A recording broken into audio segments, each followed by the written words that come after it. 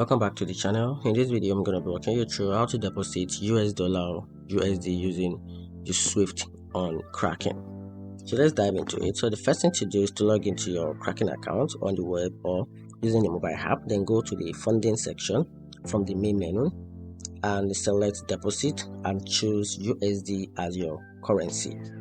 So after that, for the funding method, select Swift, which is your international wire.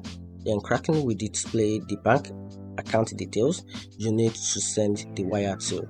So what that is done, open your online banking or visit your bank branch and initiate a Swift wire transfer to Kraken bank account.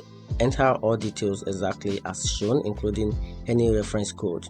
Double check that reference code is correct. This ensures your deposit is credited to your account. So confirm the transfer with your bank and keep your receipt and wait for the funds to arrive in your Kraken account.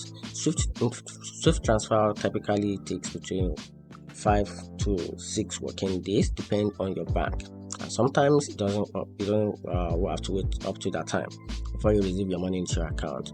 So everything depends on the bank network. So that's it. Hope you find the video helpful. If you did, turn on the notification button and subscribe for more.